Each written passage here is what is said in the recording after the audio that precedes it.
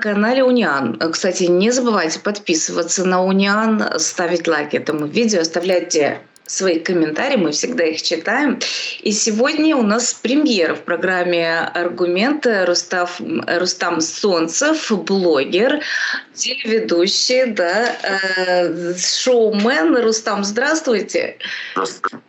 Напомню нашим зрителям, что Рустам был известен на постсоветском пространстве благодаря проекту «Дом-2». Я ничего не путаю, Рустам? Да, «Дом-2». Ну, вообще съемок, конечно, было много. И я вообще был и ведущим Муз-ТВ, к примеру, до «Дома-2» несколько лет. Поэтому много всего было. Но «Дом-2» — это очень крупная, весомая деталь.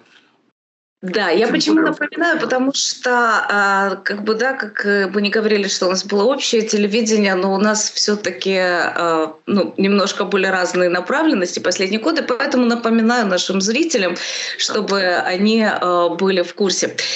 Мы с Рустамом решили поговорить о вот этих вот Z-артистов, да, которые как бы сначала ведут толпу с микрофоном на фоне триколора убивать соседей, да, а сами, грубо говоря, убиваются в кавычках все скрепы, стирая в белый порошок, скажем так.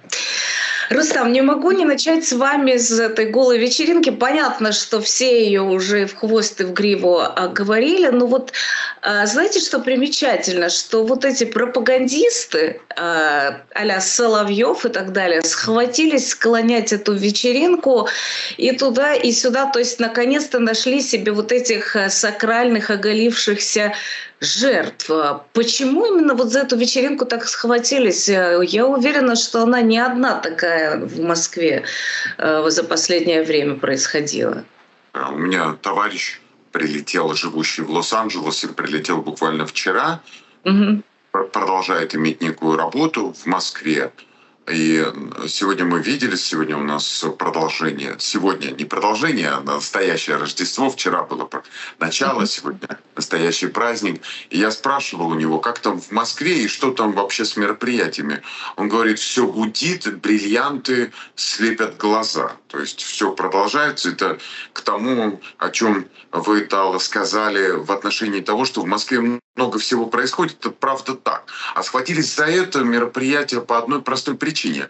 На ней были самые уязвимые и по этой же причине самые трусливые герои. То есть на них нажми и сразу полезет повидло. Довольно вонюченькое. Это Киркоров, известный трус.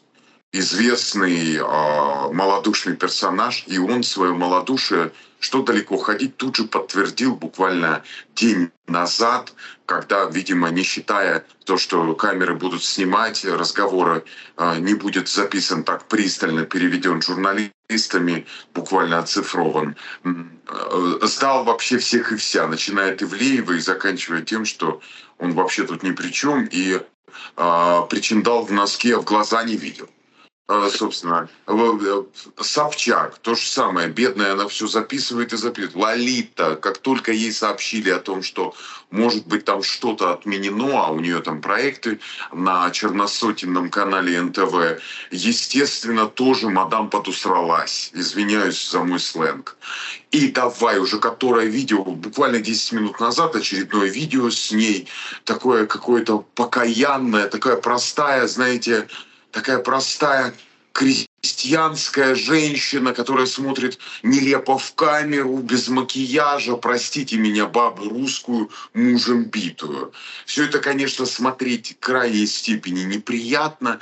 Ну, и возвращаясь опять же к вопросу, до конца отвечаю, это самые уязвимые персонажи. Они уязвимы от власти в том смысле, что они этой властью кормятся с руки. Собчак, понятно, сидит на подсосе в администрации президента. Сама это десятки раз нам доказывала. И тут же отнекивалась и говорила, нет, ничего этого нет. Ну, слушай, там вся семья. Там, учитывая тошнотворного Богомолова, который, является режиссером государственного же театра, между прочим. И так нахваливает Собянина всякий раз, выпрыгивая из трусов, что, опять же, извиняюсь, этого слова сегодня будет много. Тошно смотреть на это. Ну, про Киркорова я сказал. Лолита то же самое, работает на государственном канале, получает государственную, я предполагаю, немаленькую зарплату. Им есть что терять. Именно поэтому они таким вот образом заверещали. И именно поэтому власть за это и схватилась, что там всегда будет ответ. Оттуда всегда по запросу власти, надавив туда, оттуда обязательно придет ответ. И он прилетел в виде бесконечных оправданий, мерзопакостных рож, от которых уже тошнит. И они... Это еще, кстати, это еще не остановка. Я думаю, дальше больше. Лолите придется записать еще 10 таких видео, потому что она, извините меня, раком постоять там успела на этой вечеринке. А мадам много лет. Уже много. Я понимаю, если бы чуть-чуть младше, то можно было еще как-то оправдаться. Она уже не знает, какие слова подбирать. Она уже не знает, как определять все это, свое поведение. Ну, в общем, собственно, как-то тут все просто. То есть власть давит, оттуда тут же прилетает ответ. Этот ответ становится достоянием общественности, СМИ. И народ начинает это обсуждать, это бурление говн всем интересно. Именно поэтому схватились за эту вечеринку. Да, кстати, и это же неплохой маневр отвлечь от неудач, к примеру, на фронте, от сумасшедших потерь в личном составе армии оккупантов. То есть это же прекрасный повод на неделю, а может быть даже на 2, отвлечь от того, что в принципе ни Киев за 3 дня, ни Украину за 2 года взять так и не получилось. И, грубо говоря, даже на выборы не с чем идти. А тут порку публичную устроили Z-артистам и получилось. Получается, что так? Гораздо легче взять не Киев за те считанные дни, извините, это не наши с вами слова, это действительно говорили российские пропагандисты. Да, если бы мы это с вами тут выдумывали, но они действительно это говорили. Они действительно русский народ, россиян, вводили в блуд этой хренью. Они в самом деле этим занимались, и никто из них за это не ответил.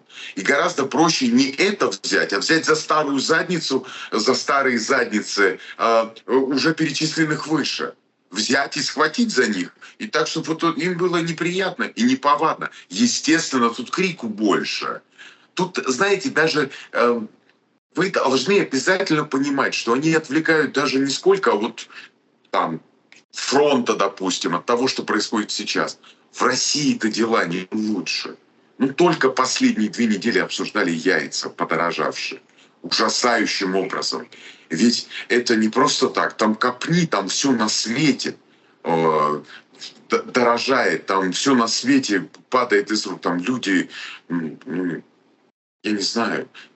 Я каждый день, сейчас будет маленькая самореклама. Каждый день у меня стрим в 9 вечера на моем собственном канале Рустама Солнцева. Приглашаю всех желающих. И люди пишут ведь одно и то же. Они жалуются на то, что жизнь стала гаже, жизнь стала дороже, жизнь стала невменяемой какой-то и по ценам, и по поведению, по всему. Народ не понимает, что ему делать. Мне пишет одна женщина молодая и красивая, которая находится под домашним арестом. Всю аппаратуру у нее забрали, все у нее забрали. Оставили какой-то старый компьютер, посчитав его неработающим. Вот с него она мне и пишет в чат. Пишет. Она пишет очень аккуратно, и я знаю, что это пишет она, и я никогда не озвучиваю ее сообщение, потому что знаю, что я могу ее подставить. Но я знаю, что это она. И аккуратно ей пишу на почту, и она мне с почты с этой отвечает. В общем-то, поэтому знаний у меня предостаточно. Рустам, хорошо, тогда вот мне лично интересно, ведь эти же люди, они понимают, с чем связано их нынешнее положение?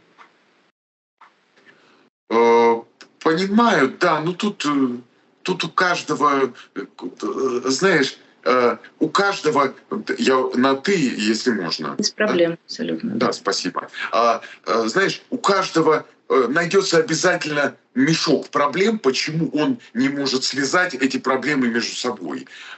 Все эти трудности и все эти горести, происходящие в России с ними. Я очень часто обращаюсь к людям в чате, у которых есть некие вопросы к Украине. Я говорю, окей, не принимаете вы украинскую сторону, не нравится, там, у вас какой-то неприятный опыт был, о котором вы молчите, скорее, может быть, даже и не было. Просто пропаганда вас подучила мерзостям. Окей, но то, что происходит в России, вам не обидно от этого? И от этих цен, и от того, что гибнет молодежь, уходя на фронт. Вы не находите разве в этом даже развитие для своей претензии к режиму? Почему вам обязательно нужно смотреть в сторону Украины? Посмотрите внутрь собственной страны, что происходит здесь и сейчас. Я призываю очень часто людей к этому, но у каждого, поверьте мне, есть обязательно проблема, которая позволяет ему как-то вот эти 2 плюс 2 не складывать, не находить в этом ничего для себя понятного. Нет, они будут путаться в показаниях, они будут искать ответы на Марсе, елки-палки, но только не у себя под носом. Как сработала так пропаганда за многие годы, ведь вы же на телевидении много и много лет уже, да? Как вот так ювелирно она сработала, чтобы настолько, да, из мозга удалить причинно-наследственные связи, сделать врагами тех, Кто был рядом? Кто был рядом? Кто был рядом, ну, послушайте, врагами родных братьев и сестер сделать. Ведь у многих родной брат, родная сестра живут в России, кто-то жил в Украине. Этих историй полно, извини, перебиваю, по поводу ближайших родственников, которые там. И эти люди, у меня есть знакомый продюсер, не хочу эту вонючку называть сейчас, но поверьте мне, это довольно известный человек, который постоянно мелькает на телевидении. Так называемый продюсер, родная сестра в Украине. Сразу после начала войны он начал проклинать ее. Как так бывает, если до этого он ездил туда, по-моему, на похороны, кто-то там из родственников скончался, и постил бесконечные фотографии со своими родичами украинскими, как он их любит, и как он вместе с ними сейчас скорбит по ушедшему родственнику. И вдруг, понимая, что откуда дует ветер, куда призывает пропаганда, куда нужно кланяться, а в кого нужно плевать, вдруг он переобувается и начинает проклинать родную сестру, сволочь. Это вот как бы, это абсолютно живой пример. А как сработала пропаганда?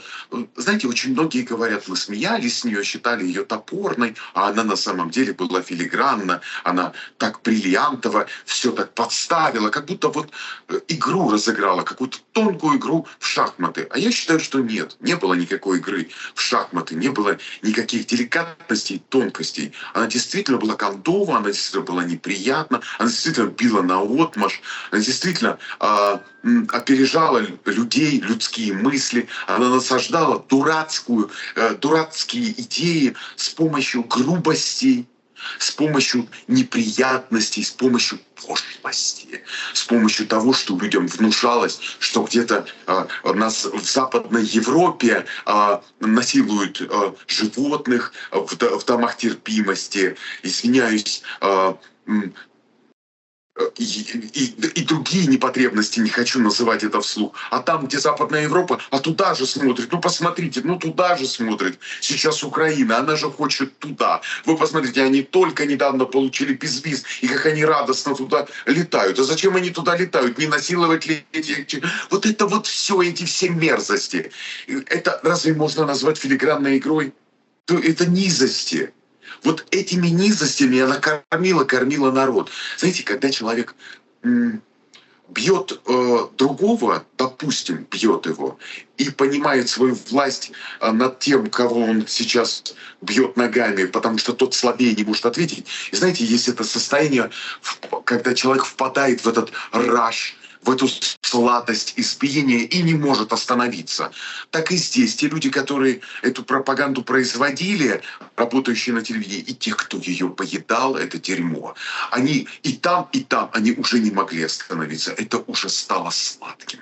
Это стало так непростительно великолепным, таким вот, к этому так хотелось уже тянуться каждый день. Ко мне приходил друг буквально выгуливать мою собаку. Я за это ему приплачивал денежки, потому что он был, лет ему было не очень много, там была какая-то проблема с работой. И я говорил, приходи, гуляй с собакой, и я тебе буду сдавать за это деньги. И однажды он мне проболтался. Я каждый вечер смотрю Соловьева. Я ему говорю на это: Илюша, тебе 22 года, как вообще это возможно? Какой Соловьев? Скажи мне, пожалуйста. Ты знаешь, до войны еще было, наверное, года 4. И он мне сказал эту фразу. Он сказал: ты знаешь, это так упоительно слушать этот весь мудакизм. Упоительно, понимаешь? Упоительно, да, действительно. По поводу Соловьева, кстати, ведь он теперь публично распинает того же Киркорова. Я не знаю, кто-то был рэпер в носке на причинном месте, которому, по-моему, 15 суток и дали. Да, бедный Вася. Его зовут Васио. Васенька, бедненький вообще. Так жаль. Вот его жальче всего. Да, потому что он просто пришел, да? Просто пришел посмотреть. Парень, такой открытый, откровенный, очень симпатичный парень, который пришел. Я надеюсь, что эти старые слизни за него хотя бы штраф оплатили. Там приличный штраф, ты знаешь, $2000 он должен заплатить по суду. У кого-то хватило там, у той же Собчак, у Ивлеевой, я не знаю, у того же Киркорова, оплатить пару, так 15 дней они ему влепили. Не факт, что они его просто так отпустят и не вцепятся в него клещами сапрофитовыми. От этих людей можно ожидать любых подлостей. Да, вот, кстати, и Соловьев таки вцепился, и не в своих друзей, там, Лолиту, Киркорова, хотя им тоже досталось, они вот вообще как пауки в банке между собой, получается, грызутся. Соловьев может их использовать в доказательстве того, что давайте еще более патриотично рвите свои рты на всех площадках и так далее, чтобы искупить свою вину. Все, что угодно может быть. Ты знаешь, они могут сейчас появиться и на передовой. Они могут появиться, сейчас я не удивлюсь, если Киркоров появится в окопе, тем же раком туда, как на вечеринке, заползет туда старая Лолита, нелепая. Все, что угодно, любые нелепости, абсолютно. Все, что угодно. А там же было очень много известных людей на той вечеринке. Половина из них просто помалкивает, боясь, что их тоже кто-то тронет, о них кто-то заговорит, про них кто-то там звезды третьего ряда, типа Ольги Орловой, которая пришла туда и показала, извиняюсь, свои козьи титьки, и теперь сильно беспокоится, что пропаганда за нее возьмется. Она неинтересна, на самом деле, никто за нее не возьмется. Но там у себя в своих соцсетях она огребает тоже и как-то закусывается с подписчиками, объясняет им, что она делала на этой вечеринке, и что делали другие, и почему она выложила 200 фотографий с этой вечеринки. В общем-то, там уже идет своя борьба. А по поводу, еще раз, хочу утвердить всех зрителей в мысли, что сейчас что-то с ними случится. Так просто они не отмахаются. Ивлеева сообщила о благотворительной цели сбора денег со второго дня этой вечеринки. Ведь у вечеринки был еще второй общий день, когда могли прийти люди, просто купить билет и якобы тоже гулять и блистать на этой голой вечеринке в том же клубе или в другом каком-то. А куда эти деньги? Какая благотворительность? Можно мне узнать? Не на нужды ли армии? Допустим. Это же тоже может быть. А Ивлеева, она была той женщиной, которая держалась все-таки подальше от СВО. Она не делала никаких заявлений. Это даже не шестерочная Собчак, которая плавала то туда, то сюда. То тут она что-нибудь заявит, как она сильно свою родину любит, и какой Путин стабильный, то еще что-то. Нет. Ивлеева, она все-таки держалась в каком-то своем фарватере какой-то независимой женщины. Все что угодно может быть. Киркоров там понятно. Там наши мальчики, о которых он так дико переживает на всех концертах, наши мальчики. Он-то переживает о мальчиках. Переживает, но только не о тех, о которых он говорит, только не о наших, о других он мальчиках переживает. Это мальчики эскорта, это совсем другая ценовая категория. А по поводу Киркорова, кстати, певица Слава, по-моему, заметила, что у него в руке был катетер якобы для того, чтобы бесперестанно вводить туда наркотики, чтобы не оставалось следов этого. Кому бы не знать об этом, как певицу Славе, женщине, которая, по-моему, в употреблении находится просто с детства. Сколько я ее знаю, она невменяема в этом состоянии. Можно ли ей верить этой информации, я не знаю. У меня близкие мои люди, они медработники, я задал им этот вопрос, возможно ли вот так вот ходить бесконечно с катетером. Да, возможно, в самом деле ответ был, если у тебя онкозаболевание, еще что-то такое. По поводу Киркорова не буду говорить, не хочу придумывать. То, что он расширяет свое сознание, по-моему, это можно увидеть, будучи вообще человеком далеким от клубной культуры, не понимая, кто такой Киркоров. Да, господи, любую его прямую речь, любой его высер, это обязательно будет что-то с глазами в кучку на переносице. Поэтому тут вообще ничему не удивлюсь. Но певица Слава для меня не является человеком, который приносит факты.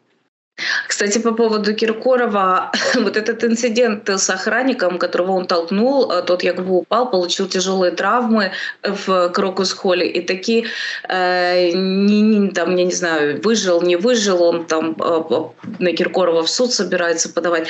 И это же не единичный случай. Вот почему эти люди позволяют себе так вести с людьми?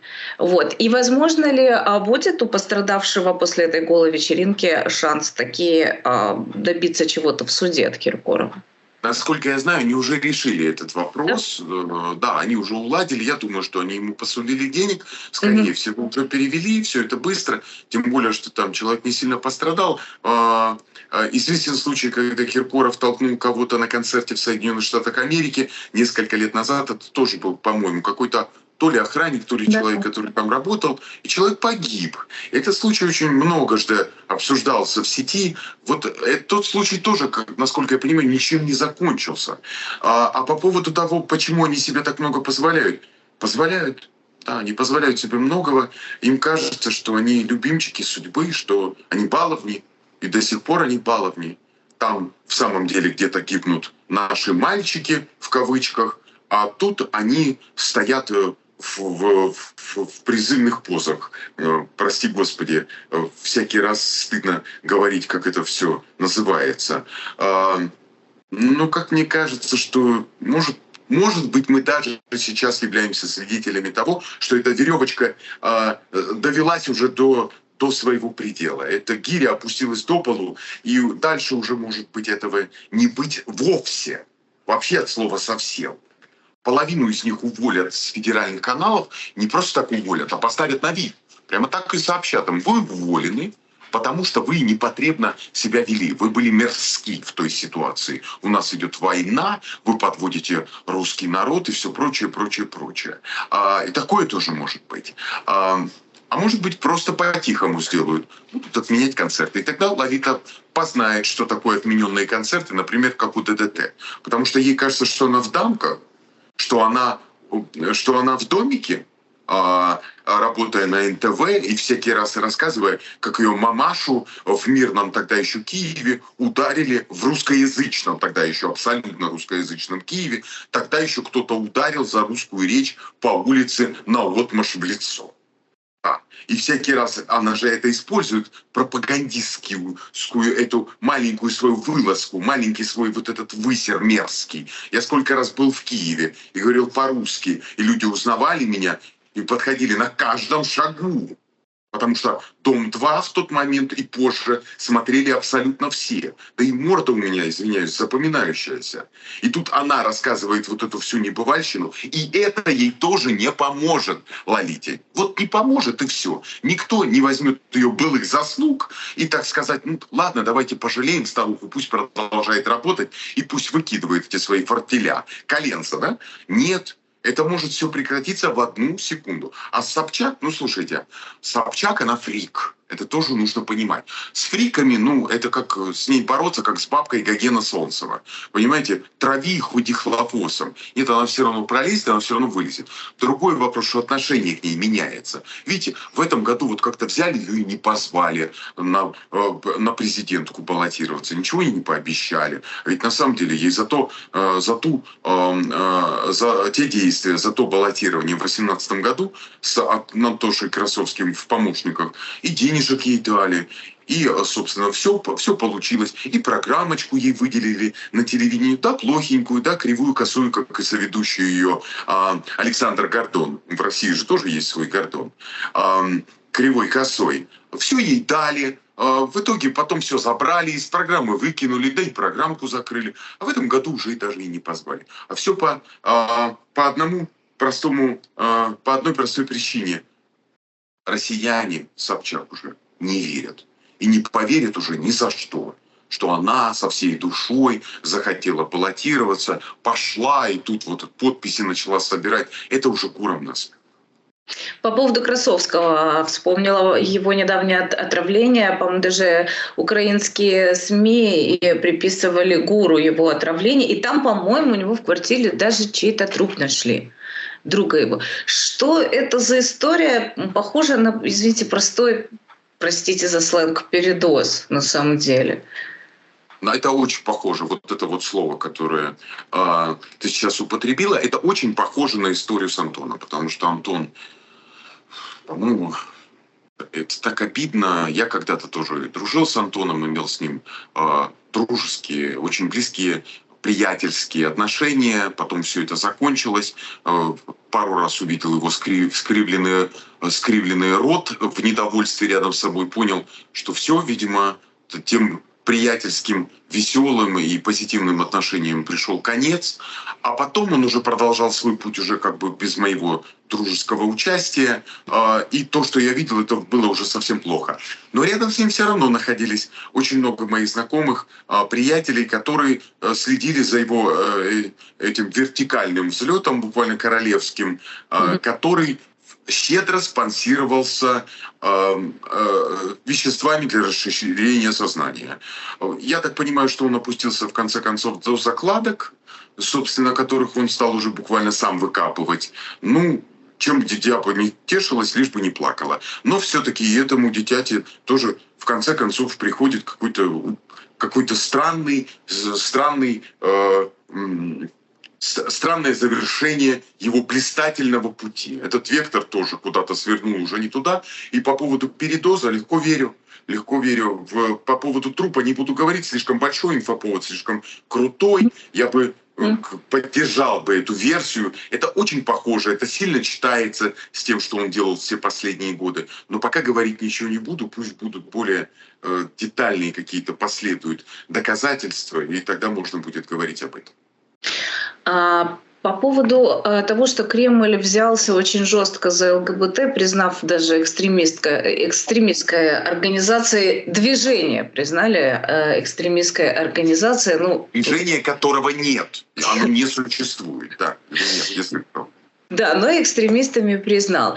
И первым из тусовки, как ни странно, попал Николай Басков. В его клипе на песню, по-моему, «Странник» нашли какую-то пропаганду нетрадиционных ценностей, с чего бы вдруг, да. И оштрафовали канал за показ этого клипа на 1 миллион рублей. Почему Басков на самом деле впал в немилость? Он закрыл неожиданно свою студию, которая заявляла о планах выпускать фильмы, но так и не выпустила. И понятно, что бы это были за фильмы и кто бы их спонсировал, очередная пропаганда и так далее. И знаем, что Коля Басков был достаточно долго мил в чиновничьих кругах. Это не то слово. Поговаривали даже, что бывший председатель Госдумы Селезнев был его любовником. Я помню то милое видео, когда Селезнев представил его буквально в Госдуме с букетом цветов. В общем, что-то такое, не хочу ничего напутать. А был на его концертах, я сам лично видел Селезнева на концерте Баскова, который дарил ему букет цветов. И тогда это было нормально. И, кстати говоря, концерт этот был, по-моему, в консерватории имени Чайковского. Басков тогда исполнял исключительно оперу. И у него уже было очень много поклонников. Более того, я скажу сам как человек, который много лет буквально прожил в Большом театре, имел возможность, будучи сильно младше, ходить туда бесплатно, за плату не мог бы, потому что это сильно дорого, мог ходить бесплатно несколько лет и взял за привычку ходить каждый вечер на спектакль 7-часовой вечерний. И в конце концов я все-таки в своем сидении там досидел до молодого начинающего солиста Николая Баскова, который исполнял партию то ли Ленского, то ли Онегина в опере «Евгений Онегин». И помню очень хорошо, как из зала кричали в перерывах, когда маленький перерыв, вот буквально артисты собираются силами, чтобы вот этот самый Николай, чтобы что-то там, очередную какую-то арию запеть. И в этот момент из зала: «Коля, я хочу тебя!» И весь зал только... И это Большой театр. Ну так вот, я немножко отошел от темы. Хочу поправить, хочу скорректировать тебя в твоем стремлении поставить Баскова на первое место в списке тех, кто был регистрирован этим новым законом о запрете ЛГБТ. Первым был все-таки не Басков. Первым был еще другой, более знатный жаполис, еще более жаба, чем Басков. Это Сережа Соседов. Сережу Соседова за то, что он сильно выглядящий, как бы вам сказать, гомосексуал. Хотя в данном случае он, конечно, никакой не гомосексуал. Он со своим вылизыванием провластных задниц, он тот самый вот на букву «П». Гомосексуалом его назвать нельзя. После этого слова. Да. В общем, он был первый, его выкинули из передачи, которую он вел на НТВ. Вел, в принципе, довольно долго, 2 года. Ему нравилось, он купался в этом во всем. Он наконец-то вышел из состояния перманентной, затяжной нужды, бедности, реальной бедности, потому что эта бедность преследовала всю его жизнь. Он был говорлив, он снимался на телевидении, но денег он никаких не зарабатывал. Он же не артист, по гастролям ездить он не мог. Какие могут быть заработки? Тут позовут, копейку дадут, там позовут. В итоге вот так вот он и сидел в детской комнате своей квартирки, своей 100-летней мамочки. Вполне себе, я думаю, замечательной женщины. Ну так вот, он был выкинут первым, потом он сильно заныл буквально уже через 2 дня после того, как его выкинули. Требовал сатисфакции, извинений от НТВ. Ничего не получил. Я так понимаю, что хрен к носу. Сейчас он досиживает последние деньки в программе, в которой он является судьей «Ты суперстар», тот же черносотенный канал НТВ. И потом, по-моему, все. Здравствуй, нужда. И следом за ним был уже вышеозначенный Басков. Басков ужасно труслив. Об этом и говорил его прошлый продюсер, который скончался от инфаркта. Не буду сейчас называть, как его зовут, там сложные имя и фамилия были. Он так и называл его. Это самый трусливый гомосексуал в мире, которого я знаю. Собственно. Поэтому Басков сейчас будет бояться. Я думаю, он будет закрывать свои какие-то активы, которые у него работают, требуют каких-то денежных вложений. Вот как ты говоришь, это студии и тому подобное. Потому что он будет бояться, что это будет как снежный ком. А почему бы власти, ему как явному представителю гомосексуальной культуры, не накладывать на него сверху еще в его шляпку еще больше и больше дерьма? Почему бы не издеваться над ним? Ведь это все делает система, а системе все равно. Вылизываешь ты задницу высшему чиновнику, или ты безучастен к этому. Это как во времена Сталина. Во времена чисток, начиная с 1934 года, после убийства сразу Кирова, хватали старых большевиков, они были преданы делу партии, делу Ленина. Они клялись на допросах. Они были в лужах собственной крови и мочи, извиняюсь, клялись в том, что это ошибка. Сообщите товарищу Сталину, вы ошиблись, вы глубоко ошиблись. Я по-прежнему люблю партию Ленина, Сталина и свою советскую родину. Ну какой я предатель? Но система, она не могла откатить назад, так и здесь. Если тобой занимается система, она не откатывает назад, она не знает удержу. Она хватает этого Баскова и трясет. Она хватает Киркорова и трясет. Все. Система, она не может взять и просто так остановиться, затормозить. Нет. Система оттаптывается на Собчак. Но другой вопрос, что у нее уже есть какой-то от этого, какая-то уже защита. Она уже наработала некую сверхпрочную оболочку от этого всего. И она может всякий раз выпрыгивать, ожидая следующего удара именно от системы. Ну, в общем, будем наблюдать. По поводу вот этих чисток, да, Басков, до этого был Лазарев, да, по-моему, у него в клипе ранее ЛГБТ обнаруживали. Кто может быть дальше? Тем более, если учесть то, что эти артисты, они действительно Z-патриоты, и они действительно поддерживали развязанную путинским режимом войну в Украине. Мало того, аплодировали на площадях и призывали Гойда, как сумасшедшая Хлобыстин, да, вот. Кто может быть следующий публично выпорот? Кто угодно. Чистка на то и чистка. Тройки на то и тройки. Сталинские были. Длань сия карающая. Хватает кого угодно. Любого вообще из толпы этих всех танцующих у трона. Угу. Это могут быть совершенно неочевидные прегрешения. Эти люди могут вести себя ниже воды и тише травы.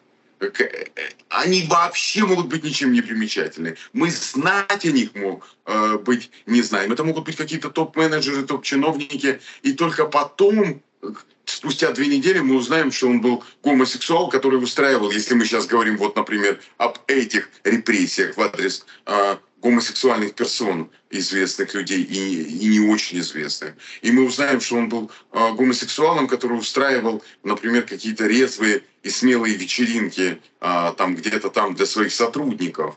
И сам на них приходил, к примеру, в леопардовых леггинсах. Я и такого топ-менеджера на Москве знаю, одного чувака, который, не стесняясь, по-прежнему на работу ходит в леггинсах и говорит, что это такие джинсы облегающие. Представляешь, какой смелый человек? Ну, в общем, это могут быть кто угодно абсолютно. Те же самые телеведущие, они ведь тоже остались. Ну, допустим, вчера беседую с одним товарищем, с которым давно не разговаривал. И что там, что вы чувствуете, как вы себя, как ты понимаешь сейчас обстановку в Москве? Говорит, нет, говорит, все тихо. Это только паникеры раздувают. Ну, да, наверное, паникеры. Наверное, ничего и не происходит. Но только что случилось сейчас с гей-клубами, с гей-местами. Это самые веселые места были Москвы. Насколько я знаю, ОМОНчику-то уже прошелся. И я не думаю, что это первая проходочка их по этим заведениям. Я думаю, что они возьмут это в охотку, ходить там и проверять, как вы и чем вы там заняты. Это раз. И еще. Эти люди могут просто исчезать из эфиров. Их могут вообще отовсюду не просто вырезать. Тут вырезали, там вырезали. Нет. Это может быть сверху, опять же, спущено этим Громов, кто этим занимается. Все явные гомосексуалы, которых молва носит, как собака старую ветошь, слухи о том, что они гомосексуальны, всех удалить из эфира. Под любыми предлогами. Что угодно придумывайте. Заболела мама, что угодно. Убирайте их из эфиров. И мы можем быть с вами свидетелями этого всего. По поводу, не дает все-таки мне мысль, вот Манкуртов, предатель украинских, это Ани Лорак и Таисия Повалий. Нашли ли они свое место на этом Z-празднике жизни в московской тусовке? Или предатели нигде не любят? Нет, тут даже, знаешь, так странно. Я когда-то приезжал со своей программой «Who is Who», которая выходила на ТНТ. Это были такие смешные очень интервью по полчаса каждую неделю. Приезжал в Киев и брал интервью у Таечки Повалий. Тогда так я ее любил. Какая же она была превосходная и такая она милая была в своей простоте. Я же не знал потом, что вот эта вот простота, она выльется вот в эту шизофрению человека, который как бы не понимает, и что ему теперь делать, и вроде как случайно оказывается там, где она оказалась, на сцене Дворца съездов Кремля. Прямо вот в тот самый момент, когда идет война. Это же, конечно, это, я не знаю, это коллаборация, это коллаборантка она, или еще мерзее. та же самая Лора, которая все пытается оправдаться перед российской пропагандой. Ну, дозвольте мне выступать, ездить по России с концертиками. Я вот тут и в госпиталь сходила, я и тут вот словечко, я и тут дурочку включила, и тут шизофреничка. Ну, уже достаточно я же сделала. Ну, позвольте мне уже поехать по Золотому кольцу России с концертами. Дива, как называют ее некоторые. Знаете, и вижу в Фейсбуке эти фотографии, значит, запрещенный гомосексуал, какой-то там из моих знакомых обнимает эту так называемую тоже на 50% запрещенную, непонятно в какой ситуации, за какую поворозочку от трусов висящую в российском шоу-бизнесе эту певицу, собственно. И вот тут один доходяга и вторая такая же. И подпись под фотографией: «Боже, я трепещу от этой дивы». Да ты трепещи по поводу того, что Путин тебя запретил. Тебе запретил трахаться. Малыш, зачем тебе Ани Лорак, с которой уже, ну все. Поэтому по поводу того, нашли они свое место, не нашли, знаешь, сложно говорить. Они так плохо выглядят сейчас в этом во всем. Я не знаю, ищут ли они место, но я думаю, что серденько-то их трепыхает. Ух, переживают они, конечно, по поводу своих поступков. Я думаю, что они беспокоятся очень сильно. Это ж никуда, ты понимаешь, ты же никуда не выехать. Поедь ты куда-нибудь в Европу. Ну, поедет Таечка Повалий в Европу, в Швейцарию. Вот была Бузова недавно, то же самое, провайдер войны, недавно в Швейцарии. Хватили там ее какие-то украинские очень быстрые ребята и начали за ней по Цюриху бегать. Или по Берну, где она там была. А это неприятно довольно. А она женщина корпулентная. Знаешь, она быстро бегать не может. И они тоже не ленивые, смотрю. Да, за ней со включенными-то телефонами. Ничего плохого они ей не говорят. Просто так призывают ее к ответу. То же самое с Таечкой. А Таечка так-то, я так понимаю, уже давно не бегает. Точно не марафон, не марафонщица. Ее быстро догнать можно. Какая-нибудь вот так вот упоротая украинская баба. И начнет ей вопросы там задавать где-нибудь в Европе. А что ты сюда приперлась? А что ты в Кремле выступаешь, да, бессовестная? Что-то забыла, да, кто ты по национальности, а где могилы твоих предков и все прочее и тому подобное. И будет ей очень неприятно. Это самое маленькое, что может с ней случиться.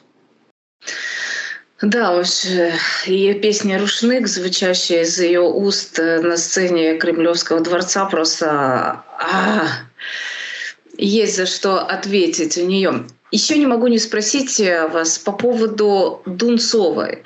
Вроде бы она... Кто эта женщина, девочка, кандидат, да?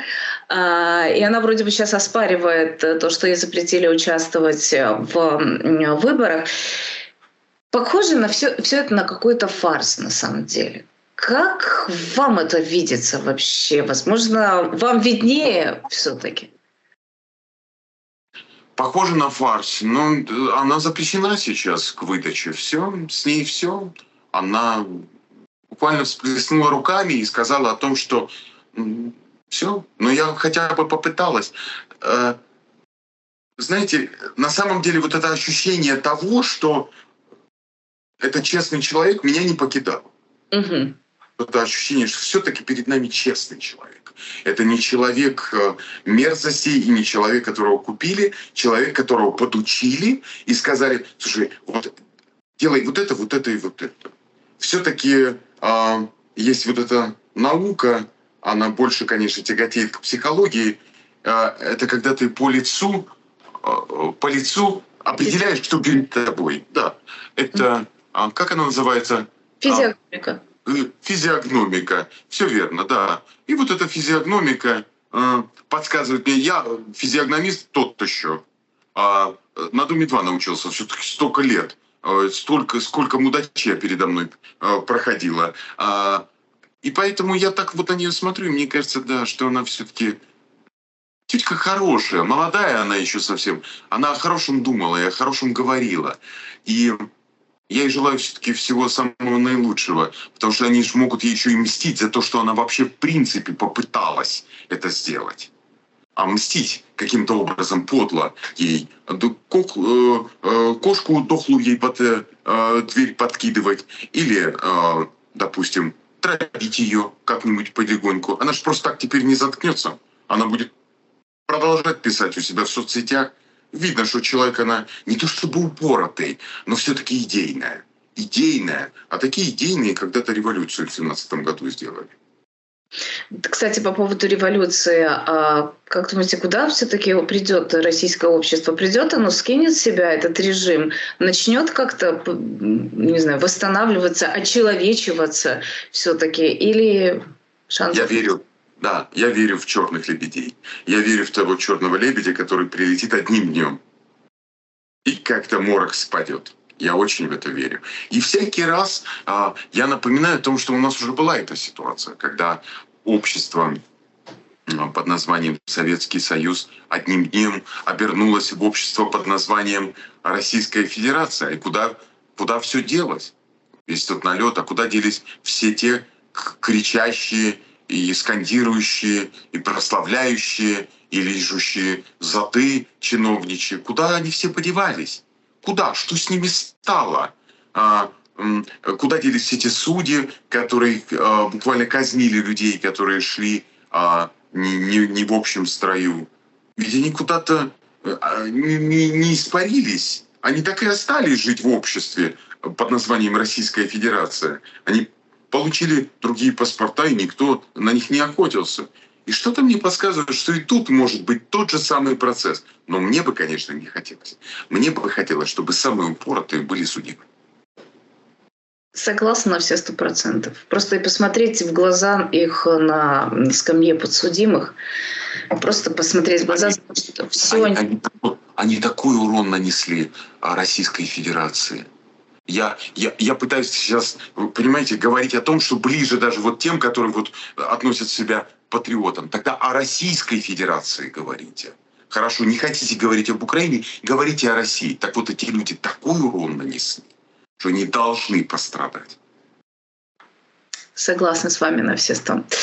Рустам, спасибо вам огромное, что нашли время для нас и для наших зрителей. Друзья, не забывайте подписываться на канал Униан и подписывайтесь на канал Рустама. Ссылку на него вы найдете в описании обязательно. Рустам Солнцев специально для программы «Аргумент».